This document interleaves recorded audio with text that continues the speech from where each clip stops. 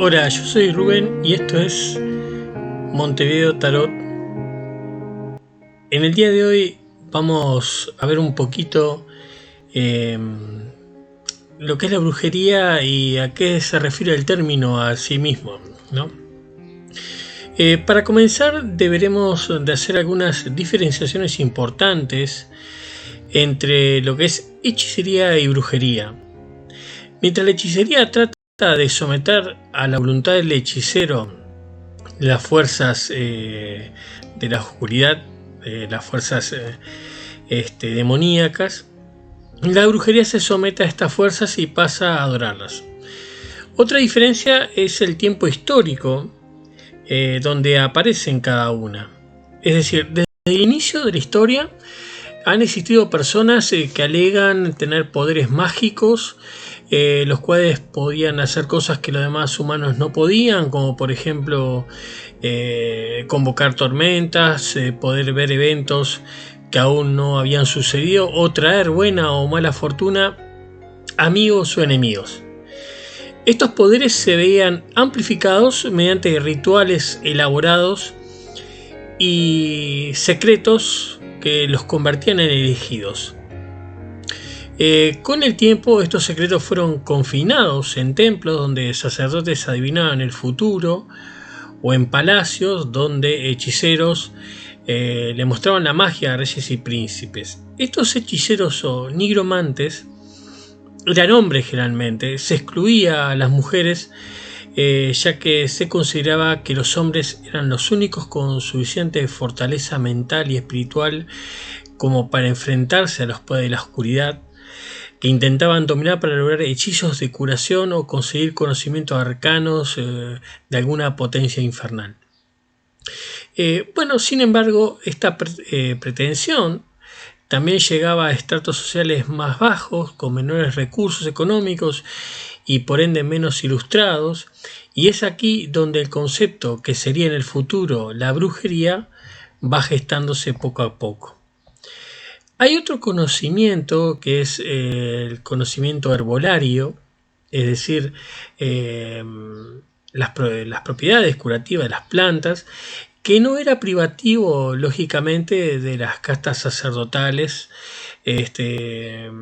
pero sí de aquellas personas más ancianas, digamos, más sabias, de estos villorrios o pequeños poblados, lo que hoy conocemos como chamanes o curanderos, en una acepción que nada tiene que ver con la de la brujería tradicional europea. Estos chamanes, que están presentes por todo el largo y ancho de la historia, sí eran de ambos sexos, o sea que había hombres y mujeres, obviamente, y el conocimiento básicamente era transmitido entre familiares, se mantenía la tradición, aunque siempre las especialistas en traer niños al mundo y del cuidado prenatal y postnatal eran en su inmensa mayoría mujeres. Estas no solo conocían las propiedades analgésicas de diferentes plantas, sino que además creaban amuletos contra el mal de ojo y filtro de amor, y su presencia está ampliamente documentada por todo el mundo, y es lo que se conoce generalmente como magia blanca. Pero en algún punto del siglo XIII surge la idea de la brujería de la mano de teólogos escolásticos que ponen en relevancia para que tengan una idea, estábamos temporalmente ubicados en los dos últimos siglos de la Edad Media, ¿no? Para que tengan una idea, por esa época había una serie de cismas dentro de la Iglesia Católica y aparecerían los famosos herejes, esas personas que piensan fuera del dogma de la fe, lo cual en ese momento se castigaba con la muerte en la hoguera generalmente, ¿no? Previa tortura. Es en este momento que aparece la diferenciación espacial entre la hechicería y la brujería, ya que una se desarrolla en la ciudad, la hechicería, y la otra es netamente campesina, o sea, la brujería se desarrolla en el campo. Recordemos que la hechicería se practicaba tanto en palacios reales como papales. En esta brujería, el mago, el hechicero señor, el magnus en latín, el individuo que busca el sometimiento de los demonios, pasa a convertirse mediante el cambio de sexo en la bruja sierva, en maleficus en latín, que busca en algún modo el beneficio propio, usando para eso las fuerzas infernales, según la fundamentación teológica. Estas brujas buscan el favor demoníaco mediante un pacto satánico, por lo que por definición las convierte en apóstatas y herejes. Ese pacto se realiza de forma personal, entregándose en cuerpo y alma al maligno. Esto le dará conocimiento para usar en sus pócimas y encantamientos, con el objetivo de subyugar a otros y propagar la obra infernal en la tierra. De esta manera aparece el concepto de bruja satánica en Europa, la bruja del Covenant, del Sabbath, del aquelarre, que se realiza en el profundo de los bosques. No hay que pensar que esta idea es algo nuevo y novedoso, ya que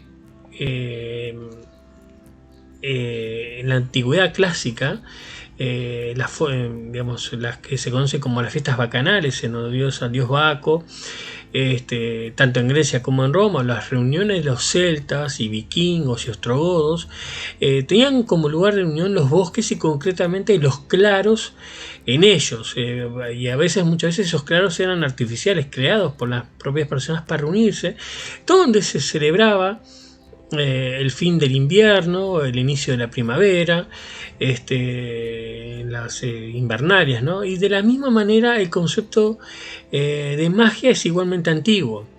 En Roma la magia benéfica o blanca, era realizada por augures, funcionarios designados para ese propósito, algo similar a los celtas druidas. Eran celebraciones públicas, buscaban el beneficio comunitario, y lo que sí se perseguía eran las prácticas de magia negra, ¿no? Que buscaban beneficios egoístas o espurios, y por lo tanto se perseguía y se castigaba. Hay múltiples ejemplos en la literatura clásica, como por ejemplo Circe y Medea.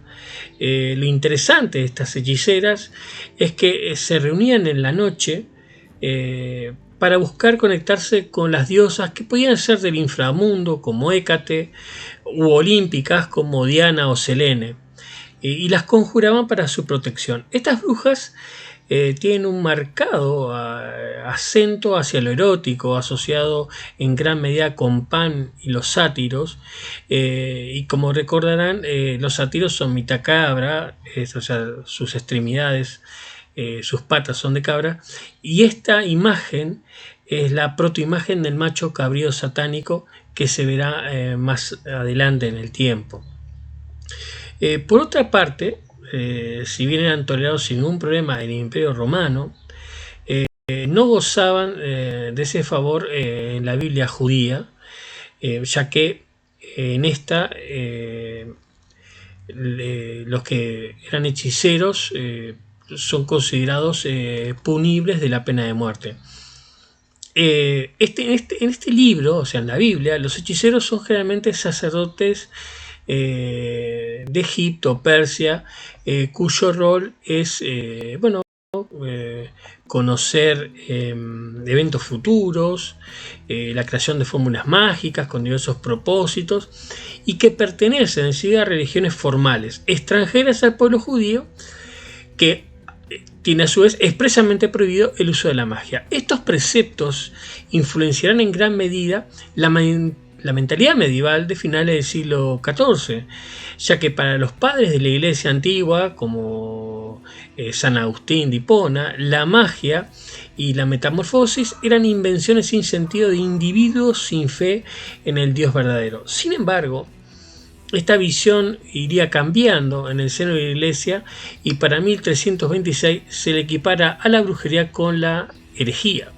Sería Santo Tomás de Aquino el que tejería los hilos conductores entre los demonios, íncubos y súcubos y sus relaciones sexuales con los humanos.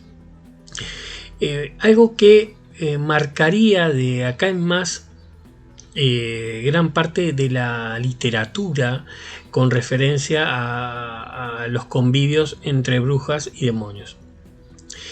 Increíblemente, paralelamente, hay reyes como Alfonso X el Sabio que ponen la adivinación y la magia bajo el tutelaje real, ya que no lo considera herejías y que pueden dar un gran servicio al reino. Bueno, todo esto va a ir cambiando. Para el siglo XV ya hay manuales para inquisidores, quizás uno de los más famosos sea el Malleus Maleficarum, pero no hay que olvidar que estos inquisidores y la ofensiva contra las brujas se empieza a extender por Europa. No hay que olvidar que Santa Juana de Arco es quemada en Orleans, acusada por brujería, cargos que negó hasta su muerte. Como les decía, en 1486 se publica el Malleus Maleficarum, es decir, el martillo de las brujas, que cataloga la brujería como una secta satánica que es imprescindible exterminar, escrita por 2 monjes dominicos. Simultáneamente aparecen la primera escena de un sabbat, un retrato contra los valdenses, que era una corriente herética que cambia al cordero cristiano por un macho cabrío. La primera bruja quemada en la hoguera se registra en Toulouse por el inquisidor Hugo Bagnol.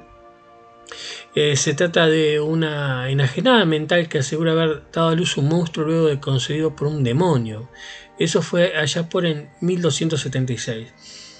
En gran medida la persecución a cátaros y valdenses lleva a la hoguera a mujeres desequilibradas bajo acusaciones de brujería y algo que es una constante en toda la historia. La reforma protestante no acabó ni mucho menos con la persecución de las brujas. El propio Martín Lutero estaba convencido de que las brujas existían y exhortaba a perseguirlas sin quemarlas, a diferencia de Calvino, que era un ferviente entusiasta de prenderlas a fuego. Sin embargo, empezaron a levantarse voces contra esta práctica. Una de ellas fue la del médico protestante Johann Weyer, que concluyó que las principales acusadas de brujería eran mujeres ancianas que según él sufrían de melancolía, o sea, una especie de depresión, ¿no? Dentro de la Iglesia Católica, el español Alfonso de Salazar y Frías y el jesuita alemán Friedrich Spee se destacan por su oposición a esta práctica. Fue en el año 1610, en la localidad de Logroño, que se llevó a cabo el juicio de las brujas de Sugramundi. De entre los 3 inquisidores encargados del proceso se encontraba Alfonso de Salazar y Frías, el cual se opuso a sus 2 colegas que estaban convencidos de la culpabilidad de las supuestas brujas. En su informe, el inquisidor general Salazar concluyó que no hubo brujos ni embrujados hasta que se empezó a hablar y escribir de ellos. Dicha investigación contribuyó a la definitiva abolición de las quemas de bruja en todo el Imperio Español. Sin embargo, aún está lejos de terminar en Europa, ya que esta práctica se extendería bastante más en el tiempo. Entre 1626 y 1631, la Guerra de los 30 años estaba en su apogeo. La Guerra de los 30 años fue una guerra tremenda entre católicos y protestantes. En este periodo sombrío se produjeron grandes matanzas, saqueos y terribles hambrunas. Incluso llegó a darse episodios de canibalismo.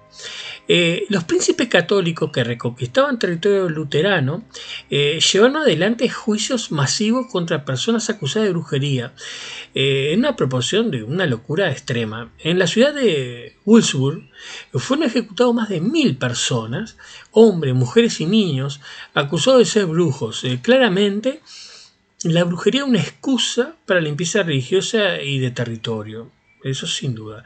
Los siglos XV y XVI, los siglos XVI y XVII constituyen el periodo culminante de la caza de brujas. Para que tengan una idea de la magnitud de esta matanza, ¿no? En el sur de Alemania fueron quemadas 2.229 brujas entre 1560 y 1670. En Escocia 4.400 entre 1600 y 1680. En Lorena más de 2.000 entre 1576 y 1606. Estos territorios habían sufrido las guerras de religión entre católicos y protestantes. Las matanzas fueron acompañadas de extraordinaria proliferación de libros sobre el tema. A la cabeza se encuentra El martillo de las brujas, con 34 ediciones. Después se encuentra El teatro de los diablos, Instrucciones para la tiranía, El poder del diablo. Fueron algunos otros libros dedicados a la brujería y a la demonología. En total sumarían más de 200.000 ejemplares solamente en Alemania. En Francia la obra de mayor éxito fue el Demonomanía de Bodino. En estos libros indicaban asimismo que la no creencia en las brujas era de por sí una herejía, lo cual era sin duda el motor intelectual detrás de la justificación de la locura. O sea, estaba autocontenida la locura, porque si uno decía que no creía en las brujerías, era un hereje y por lo tanto sufría la misma suerte que las brujas, lo cual generaba un ambiente de miedo y terror impresionante. En ellos se detallan no solamente cómo identificar brujas y su comportamiento y lo que hacían, en fin, sino cómo interrogarlas, lo cual siempre llevaba a la tortura y a un compendio de prácticas de una crueldad impresionante. Con la ilustración desaparece la obsesión de la brujería y en el siglo XVIII tienen lugar las últimas condenas por este crimen. En Inglaterra y en Escocia fue en 1722, en Francia en 1746, en Alemania en 1775, en España la última tuvo lugar en 1781, en Suiza en 1782 y en Polonia en 1793. Sin embargo, todavía hubo una oleada de quema de brujas en Sudamérica durante el siglo XIX. Obviamente por una cuestión de lidiar, por decirlo de alguna manera, con algunas creencias indígenas de la zona. Para terminar de redondear el tema, este último de la brujería, hay algunas apreciaciones interesantes, porque en síntesis, para los inquisidores, las brujas podían volar montadas en palo o en las tradicionales escobas, ¿no? Que se verían en el futuro. Animales podían volar sobre demonios o usando ungüentos para ese propósito. Tenían encuentros nocturnos con el diablo y otras brujas en el sabbat o en el aquelarre, hacían pactos con el diablo, tenían sexo con demonios en su forma de incubos o sucubos, practicaban la magia negra. Y esto todo en lo que se denominaba la sinagoga de Satanás. Hay en todo el enunciado, si ustedes notaron, algunas características antisemitas y fuertemente misóginas, ya que para la iglesia la mujer es más proclive al pecado, lo cual no evitó que muchos hombres fueran quemados a su vez acusados de brujos. Hay evidencia abrumadora que muchos usaron esta particular coyuntura para eliminar rivales de todo tipo, acusándolos, ¿no?, de provocar enfermedades, desastres naturales o sortilegios, ¿no? De esta manera quedarse con los bienes de los acusados o ganar una posición política ventajosa. Algo muy parecido a los delatores de los regímenes totalitarios. Muchas mujeres dedicadas al curanderismo fueron quemadas solo por el crimen de ser pobres o vivir en soledad, en lo que fue sin duda un capítulo realmente oscuro de la historia. ¿Qué más decir sobre esto? Que bueno, culturalmente toda, digamos, Occidente ha sido marcado, ¿no?, por el asunto de las brujas. Hay incluso sociedades espiritistas como la Wicca que reclaman para sí el título de brujas.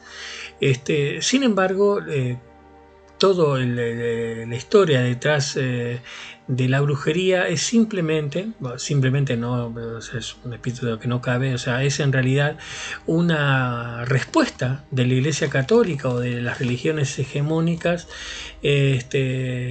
para eliminar determinadas personas que pensaban diferente a ellos, y eso se propagó a eliminar a todo aquel que bueno, que podía pensar diferente a aquellos, como Frías, por ejemplo, Salazar Frías, que alza su voz sabiendo que podía terminar ejecutado, porque él mismo era inquisidor y conocía muy bien el paño. Y bueno, la muerte de Juana de Arco demuestra también que no importa el apoyo que no podía tener, si este apoyo era sacado del príncipe o de los obispos, uno podía terminar quemado sin ningún tipo de problema. Bueno, la herencia que nos queda de todo esto es que antropológicamente hablando, acá en América, bueno, en todas partes del mundo, en África obviamente, y bueno, China, en fin, aquella gente dedicada a curar y utilizar para curar obviamente los elementos naturales, el conocimiento de las plantas era fundamental. Y bueno, esa su natural forma de vida, en lugares un poco alejados del ruido del pueblo, bueno, los hizo blanco de esta locura, de esta demencia, y a este capítulo oscuro, y que realmente dice mucho de la psique de, digamos, del europeo cristiano occidental. Bueno, yo soy Rubén, por acá va terminando este episodio de Montevideo Tarot. Espero que les haya sido de utilidad, y ya saben, se suscriben, pueden comentar, por supuesto, y nos veremos en el próximo video. Será hasta pronto.